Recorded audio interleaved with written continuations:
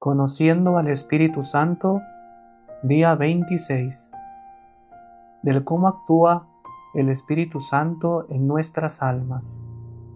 Continuemos con el estudio de los dones del Espíritu Santo. Veamos el siguiente punto: la necesidad de los dones del Espíritu Santo. Los dones del Espíritu Santo son absolutamente necesarios para la perfección de las virtudes infusas, o lo que es lo mismo, para llegar a la plena perfección cristiana, e incluso para la misma salvación eterna. Veámoslo por separado. Primero, los dones del Espíritu Santo son necesarios para la perfección de las virtudes infusas. La razón fundamental es por la gran desproporción entre las mismas virtudes infusas y el sujeto donde residen, el alma humana.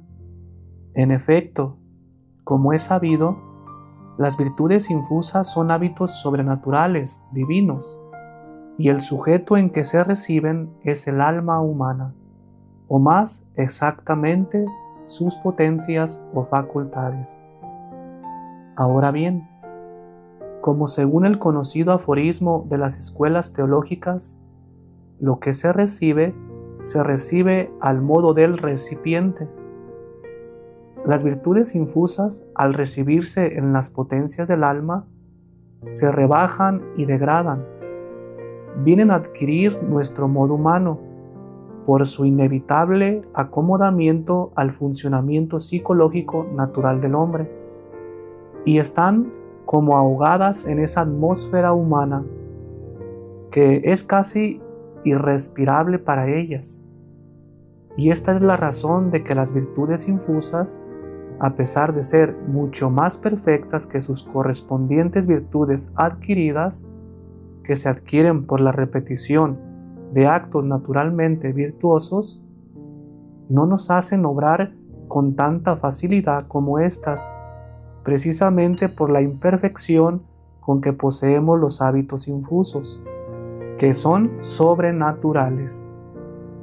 Se ve esto muy claro en un pecador que se arrepiente y confiesa después de una vida desordenada. Vuelve fácilmente a sus pecados a pesar de haber recibido con la gracia todas las virtudes infusas, cosa que no ocurre con el que, a fuerza de repetir actos virtuosos, ha llegado a adquirir alguna virtud natural o adquirida. Ahora bien, es claro y evidente que si poseemos imperfectamente en el alma el hábito de las virtudes infusas, los actos que provengan de él serán también imperfectos, a no ser que un agente superior venga a perfeccionarlos. Y esta es precisamente la finalidad de los dones del Espíritu Santo, movidos y regulados no por la razón humana como las virtudes, sino por el Espíritu Santo mismo.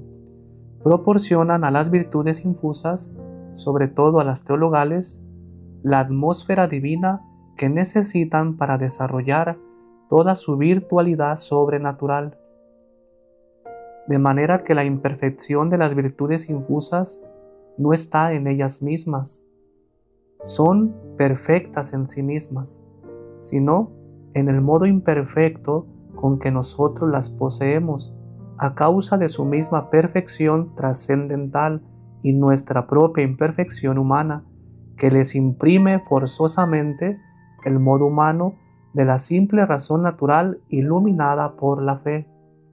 De ahí la necesidad de que los dones del Espíritu Santo vengan en ayuda de las virtudes infusas, disponiendo las potencias del alma para ser movidas por un agente superior, es decir, el Espíritu Santo mismo, que las hará actuar de un modo divino, esto es, de un modo totalmente proporcionado al objeto perfectísimo de las virtudes infusas.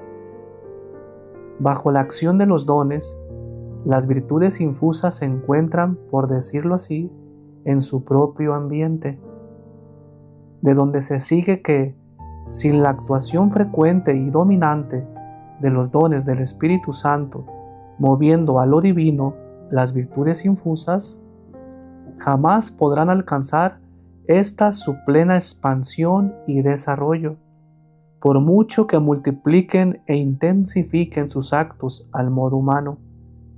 Sin el régimen predominante de los dones del Espíritu Santo, es imposible llegar a la perfección cristiana. Veamos ahora la segunda. Los dones del Espíritu Santo son necesarios, en cierto sentido, incluso para la salvación. Para ponerlo fuera de toda duda, basta tener en cuenta la corrupción de la naturaleza humana como consecuencia del pecado original, con el que todos venimos al mundo. Las virtudes no residen en una naturaleza sana, sino en una mal inclinada por el pecado.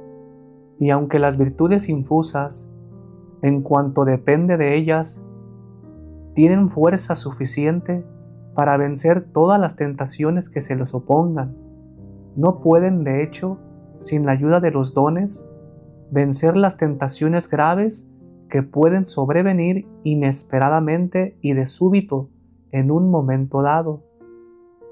En estas situaciones imprevistas, en las que la caída en el pecado o la resistencia es cuestión de un instante, no puede el hombre echar mano del discurso lento y trabajoso de la razón, sino que es preciso que se mueva rápidamente como por instinto sobrenatural, esto es, bajo la moción de los dones del Espíritu Santo, que nos proporcionan precisamente esa especie de instinto de lo divino.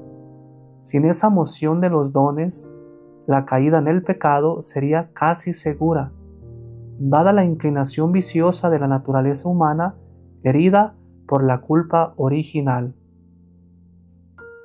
Claro que estas situaciones tan difíciles y embarazosas no son frecuentes en la vida del hombre, pero es suficiente que puedan producirse alguna vez para concluir que, al menos en esas ocasiones, la actuación de los dones se hace necesaria incluso para la misma salvación eterna.